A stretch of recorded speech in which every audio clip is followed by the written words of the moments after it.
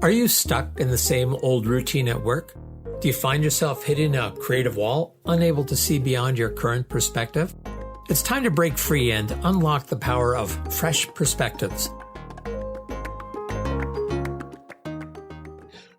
David Gouthro back once more with Discover Fresh Perspectives, and today as my guest, I have the pleasure of having with me Melanie Dekker. Welcome, Melanie. Thank you so much, and it's nice to see you too. They can't see you, and I can't. But I can. Anyone that wants pictures, I'll make sure that I send you some. Yeah. Okay. So, Face to face. yes, it is. So how this came about, I've heard Melanie play a number of different places live and quite enjoy both her music and her spirit and everything about it. And recently heard her at another concert and I thought, hey, I'd love to have you on my podcast. And Melanie, either not knowing any better or not being fussy, said, okay. So here we are. And Melanie, like, one of the things that you said you're passionate about is live music. So maybe you could say just a little bit more about that. Like, why live music specifically? What is it special about live music? I know exactly when it started. I heard a lady. She was a teenager sing in my high school, and she was in grade 12, and I was in grade 8, and was part of a series that a wonderful music teacher had put together. His name being Dan Ramsden, and she sang "The Power of Love, a Voice from Above," and I was like, I'd never heard the song before. My parents pretty much listened to country music, and this was, kind of a power rock ballad, and I almost couldn't move. It took me over and carried me away somewhere for those precious 3 minutes, and I remember just wanting to feel that again, or how can I make anyone feel that way? I already had a guitar in my hands. I was already curious about music. Didn't work out, but I took was in band class like everyone else. Uh, I'm giving the go at the clarinet, and I was so moved by it. It came out of a body, and it went straight into mine. So, with 5 or 600 other students, mm. probably some of them not being affected at all, and some of them throwing spitballs at each other, and I was right there. I just, "Please do it again," but it was only one song. Um, and I wanted that was the beginning of where can I find more of that? So I started learning songs probably around that time. I wanted my own guitar, so I got a paper route with the North Shore News and bought my first acoustic guitar up at Troy Music up on the highway, and that was it. I just kept trying to make that create that feeling. I don't even know if I was musical. I just was driven to try and find that thing that had reverberated so intensely in my body. And, yeah, that was the beginning of a music career, little did I know. So some people, when they have an experience like that, they might join a choir, either church choir, school choir, things like that. Excuse me. And to me, it's quite different when you're working with a group and you're blending in versus being out there on your own. So did you go through the choir piece or how did you come to be largely a solo performer? I know you perform with other folks, but I put you in that solo category. Solo category because I can hold my own, but I'll tell you, it was out of fear of singing with others. It was quite the opposite of what one might think. So I knew I wanted to be in a band because that made sense, and I was a teenager, so and I really liked one of the guys in the band, so that helped. I just had to get really good at bar chords Uh, and some Rolling Stones tunes, and I did get in the band, by the way, and I did kiss the guy, by the way, but all anyway, right. so slight diversion, but not really, right? Because it all was created or kept that fire. It was just one from one fire to another. Music was good. And I didn't what I mean is joining a choir or being part of a choral group would show that I wasn't very good, perhaps, or it would Uh, be I'd be singing right next to someone who, at that time, everyone seemed better than me. because I was just going by feeling, and then hundreds of lessons after that. So it didn't feel right. I felt I would be criticized before I knew what I was doing. And it's Wow. also why I didn't wanna get out of my room. My parents were like, "Come out and play something for us." No, absolutely not. They could hear me through the door. So it felt too vulnerable to be in front of others or singing with others. Mm, mm. So, I mean, my mind's going all over the place on this. There's things I'm curious about. Excuse me. So some people, when they sing, it's because they want to be part of something, have that, that the joy that comes from that. And others, it's they want to be seen. I think some people you can blend into a choir and not be seen unless you get a solo sort of thing. But when did you first start becoming more comfortable to actually be performing, to have people see you and just see you? And did that take time? Was there a transition? How did that come about? 2 things happened that were or 3 things happened that were almost simultaneously. I like the question because you got me thinking about it too, and what didn't happen yesterday. So 3 things were happening simultaneously. 1, my brother had a guitar, and I was very jealous. So it was prior to me having a guitar, but my parents were like, one music lesson at a time. Let's let Eric try the guitar for a while, and then if he gives up, which they probably thought would happen, then you can use the guitar and you can." So I was kind of eagerly just waiting for him to quit, and then I could show him up, between the 2 siblings, we're just the 2 of us. And I did, and I played "What Shall We Do with the Drunken Sailor" better than him, in E minor to D, E minor to D, and I did once I had was given the permission to now it's your guitar for a little while. So, that was happening, so I couldn't just do that in my closet. I had to show off, I guess, for my brother, no one else. Right. Okay. Um, like, he was better than almost better at everything else than me, so I had something there, and that was fun. So the second thing was there was a restaurant in Deep Cove. Oh, boy. Okay, the name has escaped me, but it was the one that is right on the very end of Deep Cove, right before you can go enjoy the view. It is something now today, so something else now, but, they asked me we never went out with our parents, but there was one occasion where we went to the restaurant and, my parents were nudging me, "Come on, tell them you play guitar, maybe you can play here one day," and I'm like, "Oh my god, this just" I wanted to dig a hole, right? Don't even mention that I play guitar. And then the gentleman who came up and talked with the table, he said, "Well, you could always come and play 3 songs." And I was like, "Oh." And my brain went, "Well, then I'll have to play them over and over and over again because I only have 3 songs." Maybe I had 2.5. And we memorized songs back then. It wasn't looking at sheets. You just kinda learned it from the guitar teacher, and then you played it so often, it was in your head pretty quickly. So, that was happening, and this is all being a teenager. And then, the same music teacher at the high school noted my passion, and he said, "Why don't I build a band around you, and then you could sing at the next final year celebration."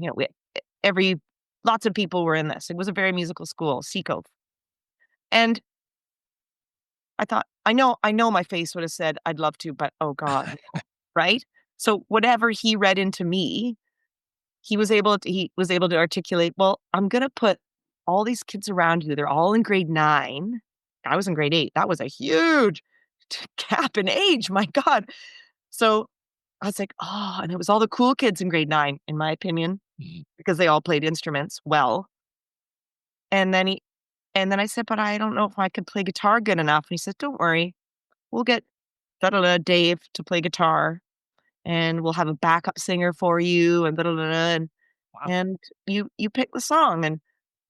And I just he took everything that would have terrified me perhaps away, Mm. because now I was gonna be the person singing in front of the school. And I had 1, maybe 2 rehearsals with him there. And I felt like the geeky kid with braces. "Oh my god, what song am I gonna sing?" And the teacher chose Summer of '69. Everyone was kinda listening to it at the time. And, I wore a red and white outfit that I thought was pretty cool. I remember that. I don't really know if it was any good, but it was electrifying. It was electrifying. I just, as soon as those 3.5 minutes were done, I was like, I just want to do it again. Oh my God, that was fantastic. So it was the combo pack. I had a band. I was given the instruction.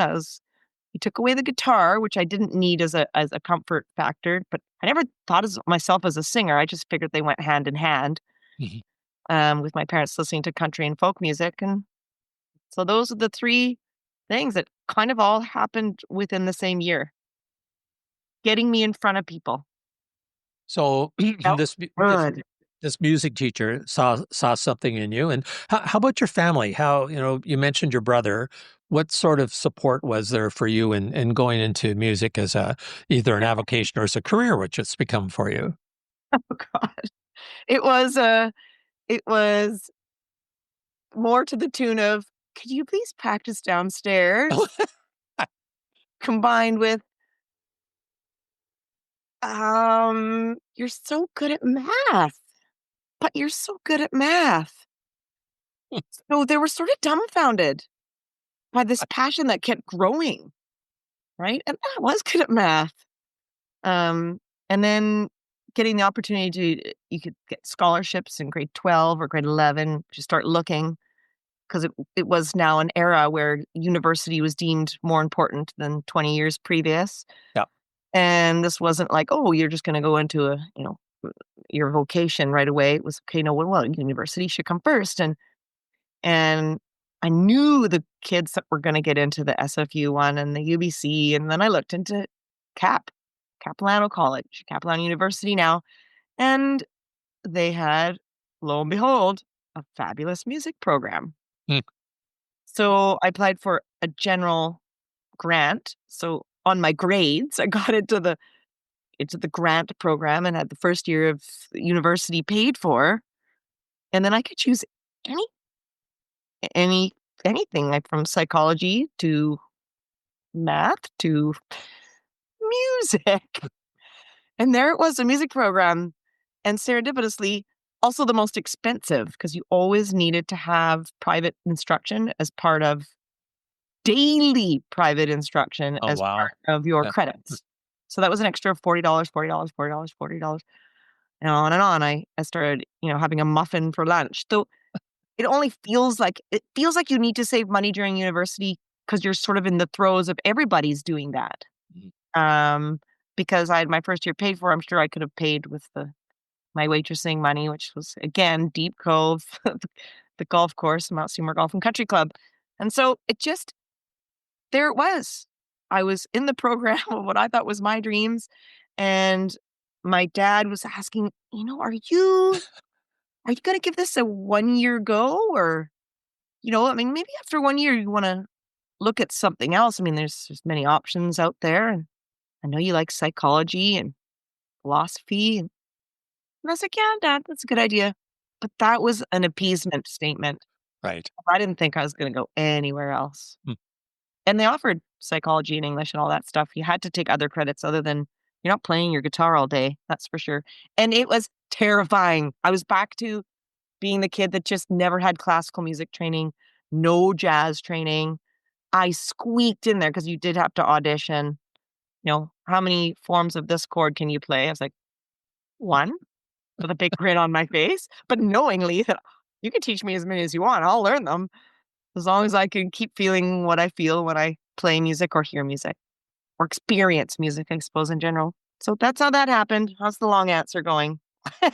So now, how long have you been performing? So after Cap. So as again, I just heard some of the best singers and players I've heard up until this day that were in the same program as I was. And I tried to focus sort of more on the musical academic side rather than sing in front of everyone because I knew my turn would come up regardless. But it Right. always felt like I was surrounded by, it felt like Etta James and Mm. James Brown. And of course, they weren't. but it felt like that this giant gap of, well, I kind of know how to sing City of New Orleans, folk songs. Um, so the irony is 3 of us graduated and I was one of them. So they back to that, there were a couple classes where they graded you on your improvement. Oh, okay.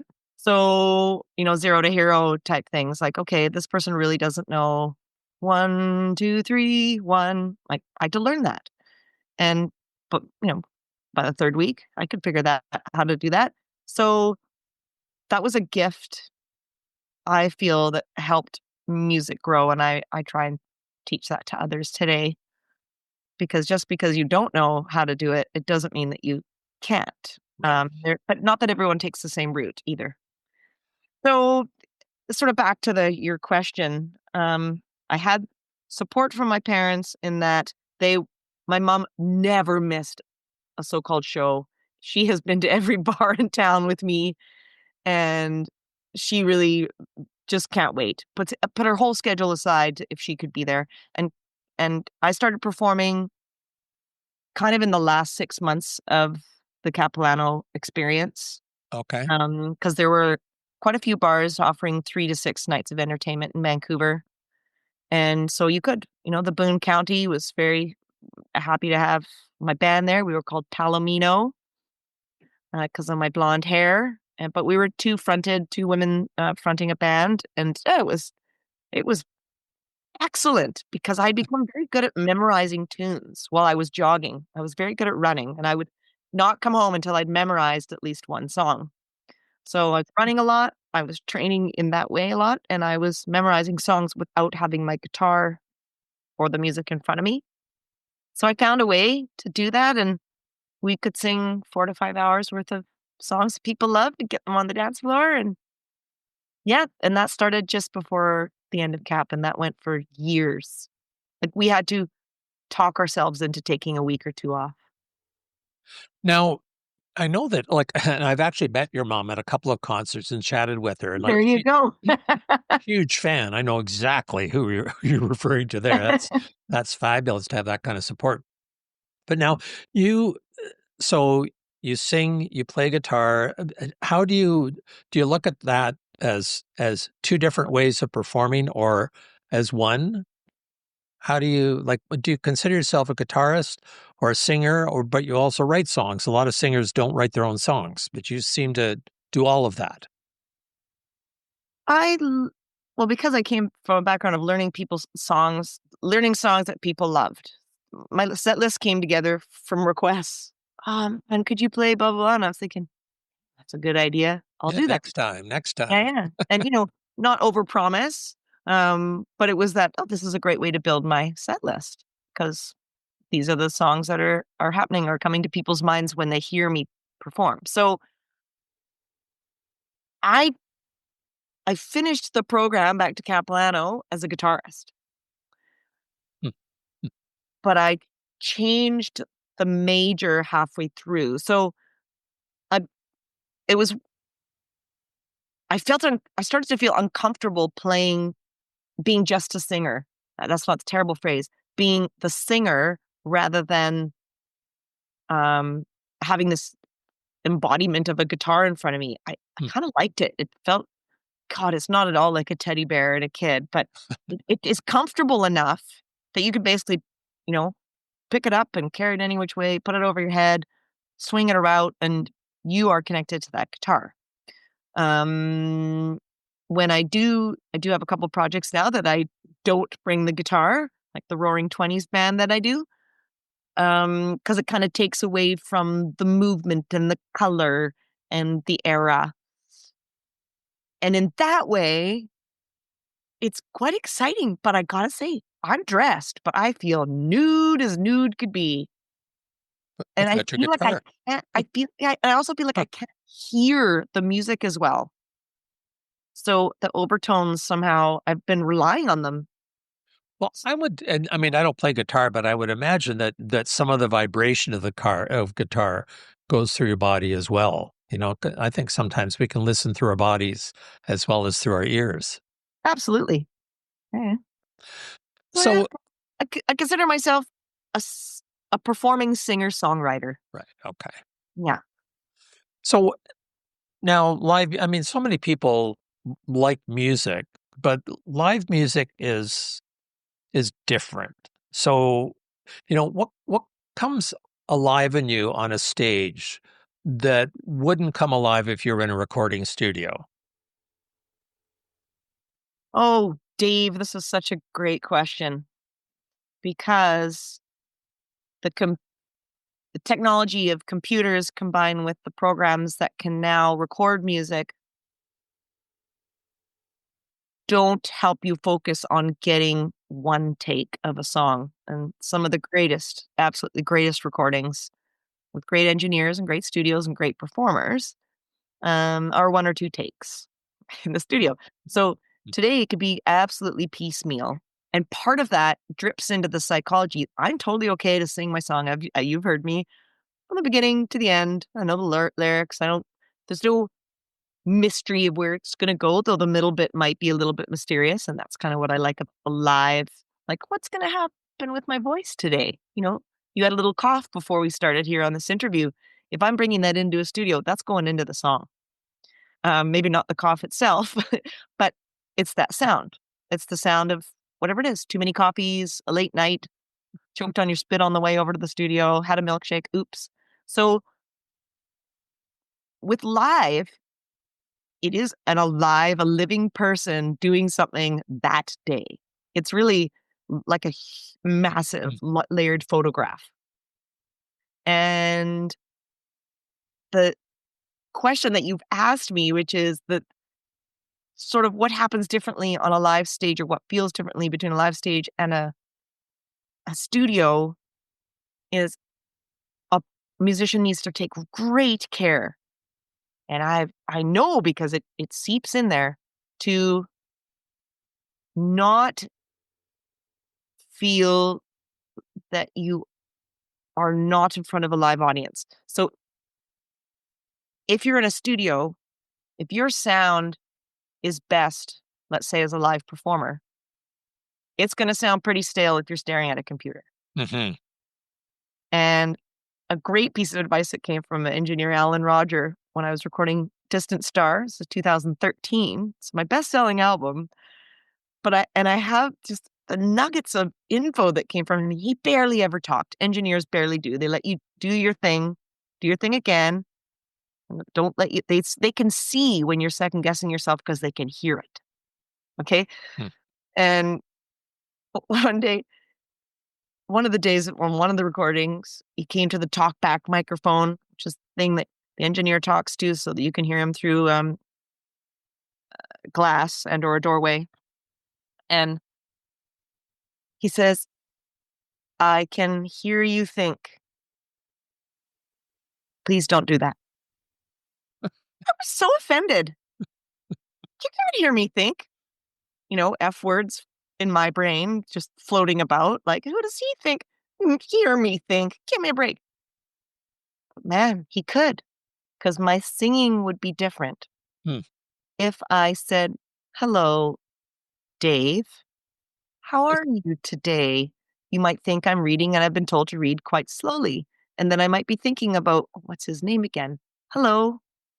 Hey, how's it going? Hey, Dave. Yeah, how's it going? You can hear me thinking about what's your name again. And I guess whatever he heard between those lyrics or that take, the take is, okay, this is take three or whatnot, or please sing the chorus again. He needed, I was overthinking and he could hear it in the song. So you're not overthinking when you play live. There's so again, a couple of things come to me, and one is if I'm doing recording a video for a client or something like that, and I'll trying to be looking at the camera. And usually after about 2 or 3 times, I just start laughing and say, give me a flippin' break, just talk. Like, don't worry about presenting, just talk. And it's so, maybe it's somewhat similar in that respect. But the other thing it reminded me of, one of the reasons I like live performances of any sort is they're not perfect, because I don't think life is perfect.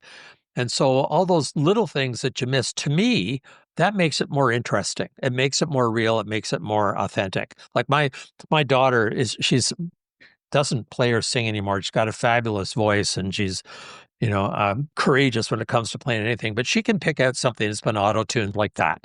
Like it just because it's too perfect, she has that sense of it, and it just doesn't feel as real. And that's why I so enjoy going to live music or going to live performances. I used to like going to dramas that were put on like by the medical faculty at U of T because it wasn't perfect, and that made it even better and made it more alive. So why is it, do you think, that people don't don't gravitate as much towards live music as they used to? Because I think they're missing a lot. But why do you think that is? Oh, this conversation would get way too long. This is why, I mean, this I feel like on some days I'm holding the music industry up all by myself. Uh, Hmm. Not that I'm the only one, sort of caught in the middle, but it's a great way to describe it. If you could picture me trying to hold a wall that's crumbling and I'm just trying to get everyone out alive, you know, there's no superhero in the music business. So the first reason, in no particular order that comes to mind, is music um, flavors have changed. So at 25, I loved live music because no matter but it was everywhere. I had lots of access to it, and it wasn't super out of reach, out of the wallet. So today, with the artists that are coming out, uh, whether it is Taylor Swift or Effervescence, um, and those two aside, moving into all the other things that are popular that are really mostly marketed to 12 to 20 years old. Mm. Um, the parents aren't taking them out to bars to hear these folks because the music is created in a studio. Right. And and in order to bring that forward to an audience, you're not gonna practice it at the local Queen's Cross. Hmm. So it doesn't have a lot of legs in front of people before it blows up. So that's sort of the second reason, because music is made differently. So there isn't music everywhere by a younger generation because they're practicing at home, and technology at home has become very good. So it's also doable. They're not necessarily using live drums, and those sorts of things. So, yep, there aren't the places that used to, have live music every night because there's not enough people supporting it. Okay, so now where are those people today? So, well, COVID scared the living daylights out of most people. Right. Yes. So I'm not saying that everyone has stopped going out, but it took a bit of a beating. You know, it made the definitely the rock T-shirt wear a little bit more without even going to a concert. It was maybe been there, done that. You know, I was 62 before, 65 now, or I was 42 then. Yeah, it's not really my thing anymore. Other interests popped in at that time. Um, Guilt and Co has done a really good job of keeping music live and high quality Sorry, in who's that? Guilt and Company. Okay. And so this is number 3. So venues have to really, really have a person or group of persons working to make sure that the music matches the customers that they're trying to reach. Right. Okay. And meanwhile, people have found number 4, people have found food so much more important when they go out, the quality of food. So, places that I used to go to listen to live music, I don't ever remember thinking, is there any food? That just had nothing to do with live music or my experiencing of the evening. And you could see it with all the brew pubs and, everything around. There's so much concentration on food now. Number 5. So now you'd like live music, your food's going great. You haven't really put up a stage or anything. Maybe we could have a musician in the corner. Mhm. Well, as soon as you have a musician in the corner of anywhere, it does bring, ah, Another lively aspect to the place. It has a nice ambience for sure. But that poor musician, they're not poor because of the money. They're not really being paid attention to. So it's background. It's called featured background because it's definitely a feature. Is background. It's a way to make a living as a musician. But to me, that's the one of the biggest problems as to why we don't have as many concerts and as many people coming to a concert is because music has become undervalued, and it's nobody's fault. It's not one person's fault or no corporation's fault. It's not even really Spotify's fault, though they play a part too. That would be my next one. Mm. It's that here's our restaurant. We have good food and good this, and we've got 9 TVs showing you all the games. And oh yes, we've got a musician as well here in the corner. It's the opposite of what I started this interview with. It is soul crushing. So, like I've heard you perform at a local place called the Orchard, which has a nice ambiance. But I'll tell you, sometimes when I go there, when they have live performers, I just want to listen to the performer and I want to get as close to them as I can. I've done that sometimes. But what I get really annoyed at is if I want to listen to music, there's a bunch of people close to the bar that are talking so loudly I can't hear the music.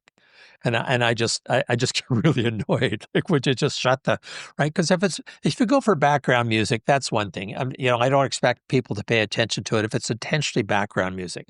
But if it's a performance, and I just thinking out loud here, but I think in society or in general, people, I'm extrapolating here, projecting.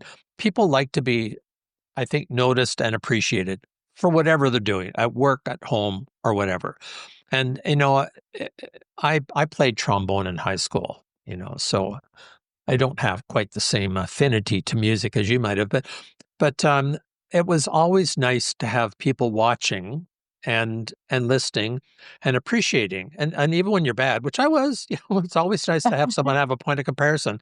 But it's nice to be appreciated and noticed. And so, those 5 or 6 factors that you mentioned, those are all the reasons. I guess the question is, how do we get it back? And again, the reason I asked that question, I look at your tour schedule and you're performing in Europe all over the place. And I'm going, why isn't she playing here? So, is there anything we can learn from the way that live performers are viewed and valued in Europe that maybe we could try to duplicate or bring back here? So I'm speaking out of self-interest because I want to hear you more, just to be really clear. The Thank you. I don't feel like I got booted out of my own country, and I certainly don't feel like, gee, I'm going to go over there because it's not happening here. But I'm going to tell you, it's the venues. It's the people who run the venues. It won't, from an Irish pub Hmm. to a top of the line theater. And I'm Sweden, Norway, Finland, Germany, the Netherlands, Czech Republic, Belgium, Poland, Switzerland, Austria. Like, I've missed a few. And and I've never ever felt unappreciated. It's not because I'm female or because I'm a Canadian, or I'm often blend in with German musicians and Danish musicians, and you know, we all start to look the same after a while. We're exhausted and carrying an instrument. Um, and what's happened is that you you talked about a place or places that you go and you think, well, this is almost a feature. It's not super background, but they've placed a musician here with, that's featured because of it's right in the middle. Mm. They've got the chairs facing that way, and the collective persons talking are louder than a musician. And then there's 2 or 3 persons coming, oh my God, I just came to listen to the music. And their ears are totally overloaded with the hockey game going on in the background as well.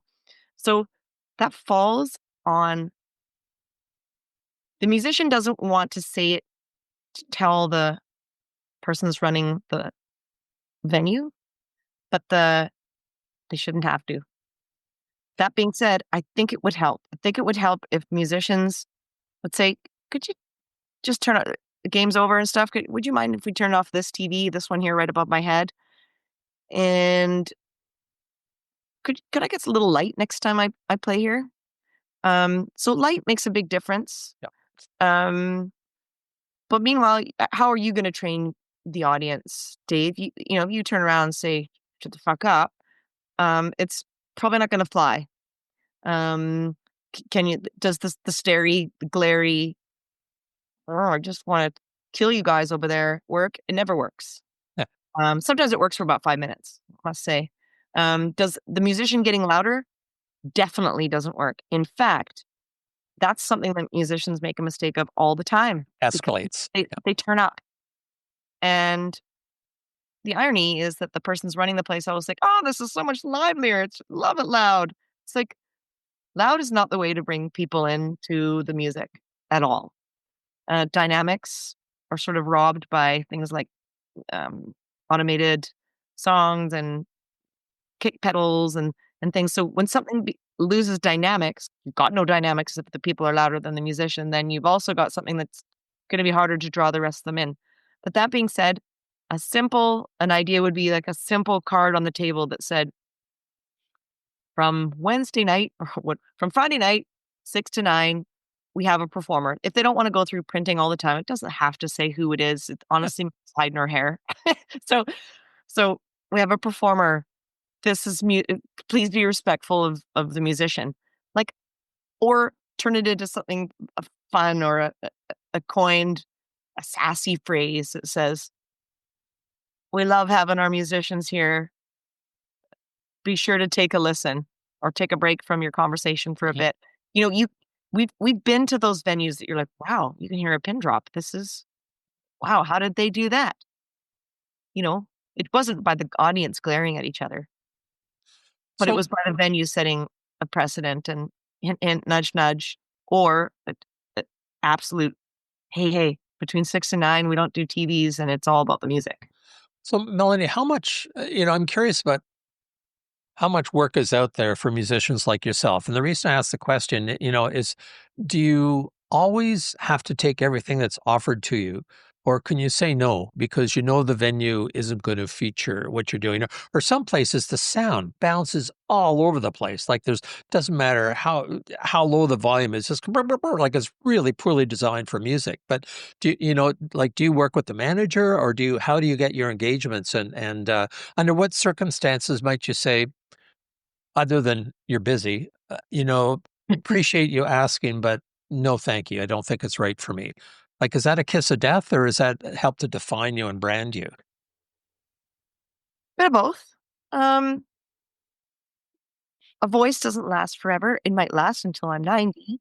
Mhm. But playing nightly, singing nightly, uh, even in songs that are in the right key and you're not trying to do Pat Benatar when you shouldn't do Pat Benatar, you need a break. So one thing is pacing. Mhm. So, okay, maybe I won't do that little thing over there because no, or that one because it's outside and I know that happens to my voice if I play outside 3 nights in a row. So environmental factors. It used to be, geez, let's start avoiding the places who are have smoke inside. So you can hear in my voice, I've done many of those, but I don't smoke a cigarette myself.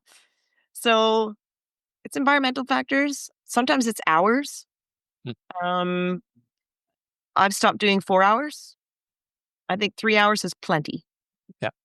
That being said, I know musicians who are happy to do 6 or 4, and I know that I've often, if I can speak with a client, like someone reached, so I'll get my work also from different places online, whether it's weddings, funerals, and I'm calling it work, weddings, funerals, um, 50th birthday party, 40th birthday party. Those are probably half my work.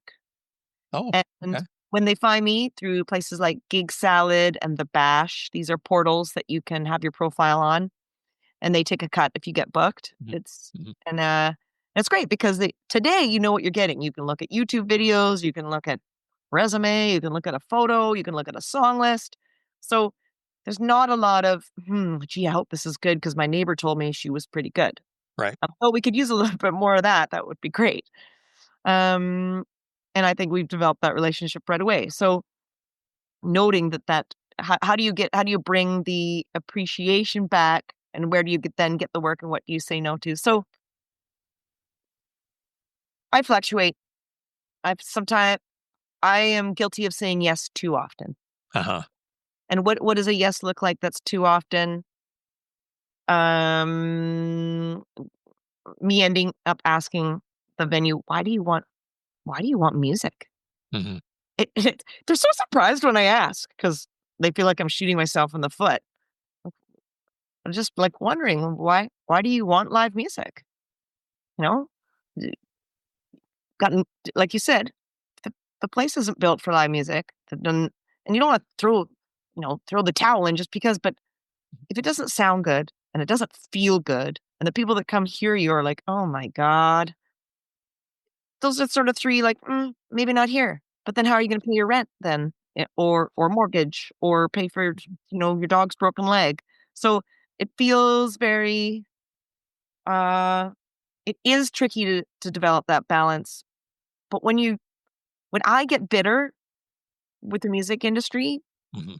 um, then I know I'm tired and I'm doing the wrong gig, so to speak. Like, probably should cut that one loose a bit. Or because I think I could play every Monday, Tuesday, Wednesday, Thursday, Friday if I was willing to drive to White Rock and Langley. I'm not saying that I'm the best. I'm willing to learn and do. I'm willing to mold into what I think the venue needs, and that will make you exhausted.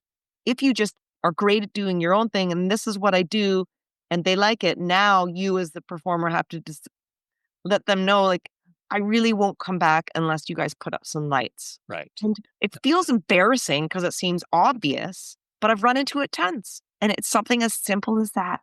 Well, and the thing is, it's how you position that to someone. So it's not that I need this for me. It's that I want to make sure that your audience has a better experience.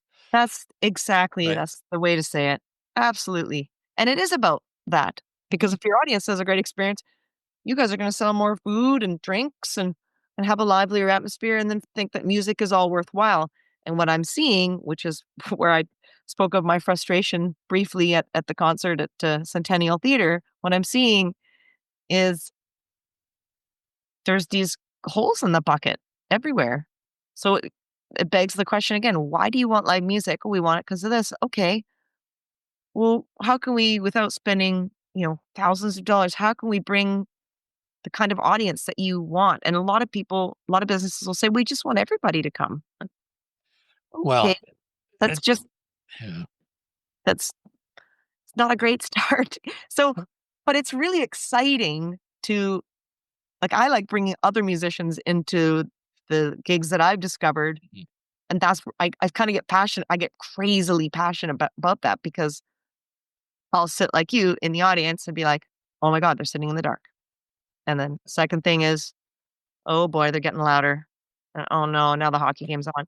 So, I mean, I'm repeating myself here, but without a venue manager, whether it be a little cafe or restaurant or a theater, really taking charge of that proudly, it's it's just not gonna seep into the customer's Well, mind, because everybody wants to talk about their day, and they're going into a place to be social. It's not their fault. It's not that, but what will be their fault is that if there's confusion as to why you have music there and what kind of music you want it to be. If you want it to be background, it still deserves a light. like I was chatting with someone the other day about what other regrets that I had when I should have said no. And it was Ah. I went to a conference. I was supposed to be an after dinner speaker. And I got there early, like I got there just after lunch, and I heard everyone talking about, could you believe they put a speaker on over lunch? We just wanted to talk to each other. So I went to the organizers and said, based on what I've heard, I wouldn't have me speaking after dinner. You don't need to pay me. That's just the wrong thing to do. Oh no, no, no, it's be good. Everyone's gonna love you. It's gonna love you. And I kept my inside every bone and said, no, say no, don't do it. And then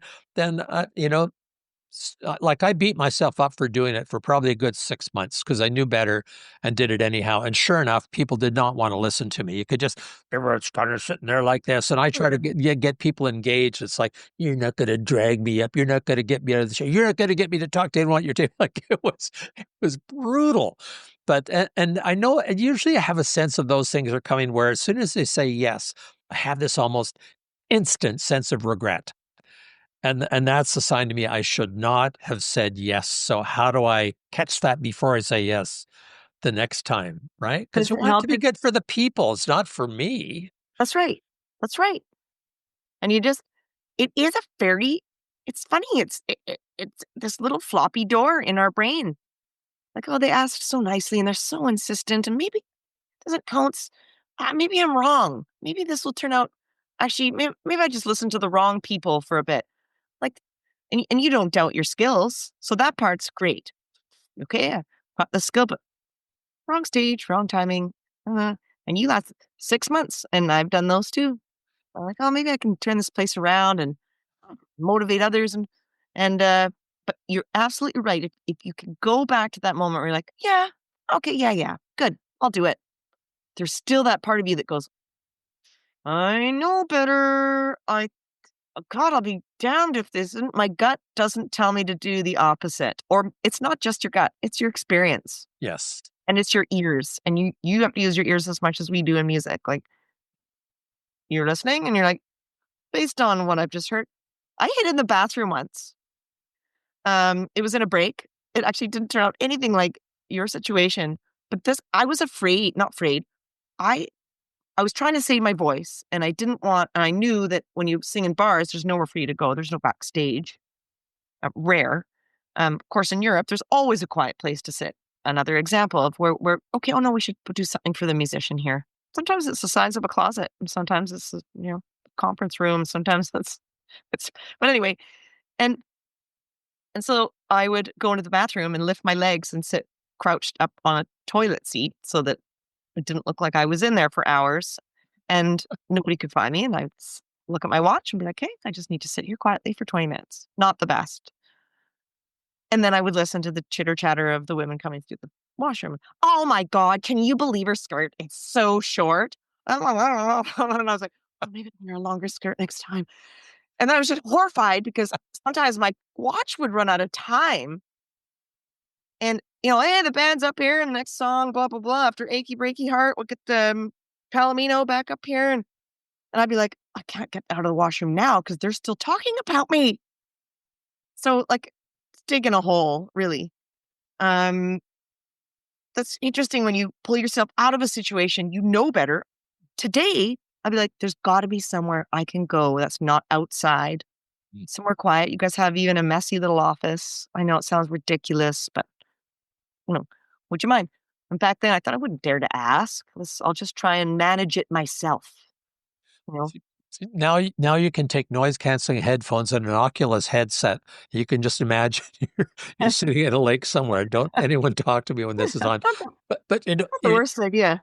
you reminded me of a story that's totally irrelevant that we're talking about today. But since you brought up washrooms, I'm gonna go with that. So remember, I was doing some work for an oil company at one of their sites up in northern Alberta, and I went into the washroom. And there was a sign that says about you're supposed to wash your hands, do this, sing the Twinkle Twinkle Little Star song because that's about the right length of time you're supposed to wash. So I sat in there for about 10 minutes. I didn't hear anyone singing the Twinkle Twinkle song. Not even humming it. No one was doing anything. But what I did, I took a picture of it on the mirror, and oh, look at that! And I came out of the room, and sure enough, the union steward was sitting there with me coming out with a camera in my hands. It was a little tough to explain that. I'm just gonna have to. you just sit here. So this is a live podcast, Maggie. So you're now being recorded. But one of the things I wanted to go back to, one of the things you said at the beginning, Melanie, and that was you talked about the music teacher that saw something in you and really encouraged you. And you also made reference to, you teach people something. So, do you do much teaching? And how do you convey your love and spirit and joy for authentically performing on stage to other people? Because it's not just about mastering the skills. So I guess two questions. Do you do that? And how do you do that? So I teach on Wednesdays, and it's super fun and it's super challenging, and I don't want any more students. Hmm. It's incredible. Like Like, ever, or just no more than you have right now? no more than I have right now. So, because it takes everything out of me because I get so into it. Pretty sure they think of like all ages, all levels. Okay. So, um, just trying to get them to their goals as smoothly and effectively as possible. Um, I don't even want to say sometimes it's I kind of want to record and okay, let's get here. Let's record. What? Really? We can record it? Yeah, let's record. You know the lyrics? Yep. Okay. You know, and hey, you got to count the tune in. What do you mean? You got to count it in so we know what the tempo is going to be. So that would be like what what kind of teacher am I? I want to know what their goals are, and then I want to work backwards. And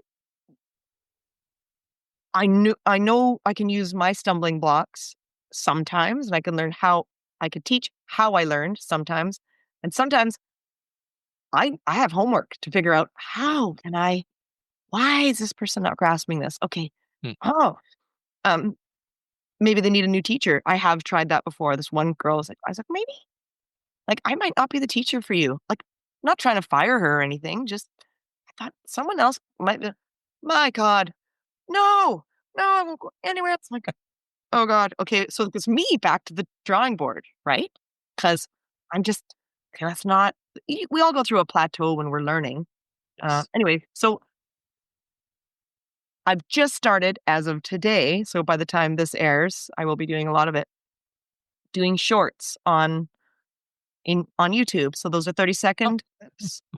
And I've set up an outline whereby I will have a topic to learn from. Because, like I said, I like teaching it. So it's interesting to try and put it in just a few seconds and then creating a series out of that. To what end? It kind of keeps me sharp and keeps me thinking and actually sometimes improves my songwriting. So, for example, my very first short is explaining how you can be a musician who knows chords. So C, D, E, F, G, A, B, C, right? C, D, E, F, G, A, B, C. And that won't help you if you want to communicate with others or work with in bands, or if you want ear training, you need to think of them as numbers. 1, 2, 3, 4, 5, 6, 7, 8. Huh. So if you're 1, 2, 3, 4, 5, 6, 7, 8, doesn't mean you have to be able to sing it, but you should be able to come close, even if you're a crappy singer. Can you then think of all the songs that you're memorizing and think of those in numbers as far as the chords go? So that just took me about 2 minutes to explain instead of 30 seconds. So I challenged myself, okay, I'm going to try and explain that in 30 seconds. And then in 10, 30-second sessions, have you be able to do that? Oh, wow. So yeah, so I'm Yeah. challenging myself. And then the next topic will be harmonies. Everyone knows a twinkle, twinkle, little star. Well, what's the harmony of that? I'm not talking chords. I'm talking about singers that just know how to make that sound like a choir Huh. and how they reach for that. And I'm going to use many persons that I work with to create these 30-second clips because I want those musical dreams to come faster too. Or I did, just gobbled it all up. Like I said, I went to university. I was lucky to get in, and I just, come on, I'll just learn it. Just get it to me. So there's so much access, but there's also so much noise. And I thought maybe I could package this so that someone walks away and goes, wow, I can now, after 10, 30-second sessions, understand why 1, 2, 3 and 1, 5, 1 makes sense. Because now I can play C, G, C, and I can memorize songs faster. So long and short of it, I get excited about the way that I think I could teach something. I don't want to teach more because I just feel maxed out by the end of that day, and I've got other things going. So, yeah, So, put it on YouTube instead. so I have one last question. I don't think I've asked this of any of my guests before, but I will ask it of you if you're willing to respond. Which is, so it's 10 years from now. I'm having a conversation with Melanie Dekker, and I'm asking the question, Melanie. So what's your life like now?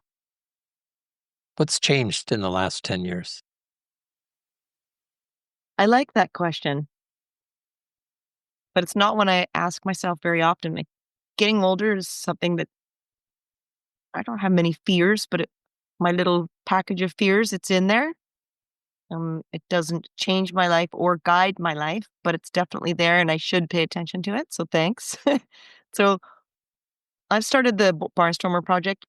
It's a Roaring Twenties project, and I started it with a guitar player who was 20 years older, and he's no longer on the planet. It's David Sinclair, and maybe 25 years older. It doesn't matter. What matters is that we had a great friendship, and then we would see these Roaring Twenties, these Gatsby parties, and I was like, "Do they have a live band?" He's like, "Oh, I doubt it. Who would know those tunes?" And I was like, "Well, I can learn those tunes." Right? Like, my brain just kind of wanted to solve the problem. How can we get live music in there, right? And this is like all over. They're all over the world. Gatsby parties, right?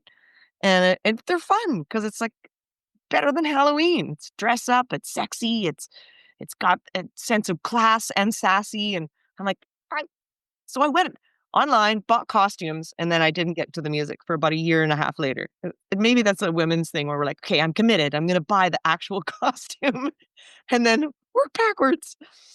And Sinclair wasn't on the planet anymore. And one of the things he said to me, I really hope you carry on with that project. And what I like about it, back to your question, is that the band members can be any age. Hmm. Time's long gone. And what is a 100-year-old song? Well, some of it was re-recorded by Eric Clapton. Once I lived a life of a millionaire is that song is over 100 years old. Wasn't written by Eric Clapton. So a lot of the songs I've chosen have been covered already. Walk Right In have been covered already by others, but I put them all in this 30-song package, and now I have a Roaring Twenties band, and I have to know 3 clarinet players because, believe it or not, they're busy. They're not always available, you know? And then guitar players, who wants to comp like that and really be subtle but really know what they're doing? And the piano player is usually a bit more wacky. And just when I think I found the right group of folks or guys or dudes or oh, there's so few women in the industry that, like, just to try and find one woman in the band is like, I'm it. So I'm always actually pro. Can I find another female musician? Because you'd think we'd get the advantage in the music business, but quite the opposite. We're not taken as seriously. So yeah, I've got, for me, 10 years from now, and I'm talking to you, Dave, I'd be like, this Roaring Twenties thing is the best. I've got this band of circulating musicians. There's about 20 of us that have enjoyed theaters and enjoyed 100-year-old parties or yeah, anniversaries, played at the top of the Hyatt, whatnot, played in the bay window. And it's a blast because we're always challenging ourselves, and we're looking at each other because we're dressed in a way that we just, I'm not in my jeans and my t-shirt. And I pick up a banjo and I play a kazoo. It's almost as good as the new nose flute, Dave. And and we're it's just we get to be kids, but it's challenging music, and we get to present it to people who are trying to raise the bar of fun. Um, so I'm diving into that more every single day. We have 2 shows coming up, and one's sold out actually. Um, and I don't know if I can make a living off just that, but musically, I like diving into these things that they're not. It's not a tribute band because I wouldn't be good at it. I can't copy others very well. Some people are really, really, really good at it. I'm blown away. Just like, wow, I feel like I just went to a CCR concert and I didn't. Um, and yet I would just suffer. I would suffer. I would somehow feel like I was stuck in a puppet's costume or something. I can't say because I've never tried, but I try and picture myself, let's say, doing a Joni Mitchell or a what would be close for me would be probably I could do a Fleetwood Mac. And I think, I don't know, would the money be enough for me to feel the buzz that I feel from creating music or changing my melody that day? I'm a distant star, or I'm a distant star. Well, you can't do that if you're trying to do Stevie Nicks. You gotta do it the Stevie Nicks way. So, uh, maybe in 10 years, I couldn't stand myself if I didn't just give that a try, but it's a lot of effort, and Well, I'm not beyond the effort. I just don't think crawling into someone else's musical experience and trying to copy that is me. so my prediction and my sense is that the combination of playing and also being playful goes a long way towards living a most enjoyable, fulfilling life. Because I've seen people that play and they're so serious about it. Every note has to be perfect. They're not being playful at all. They're playing. But I think to be able to do both and enjoy that's a real gift. And I certainly look forward to seeing your next performance. As I heard you, I downloaded the album already, so I'm listening to that.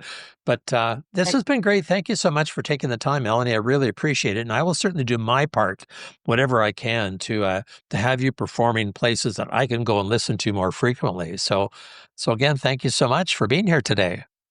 thanks. I'm glad that you're bringing, these stories forward. Thanks.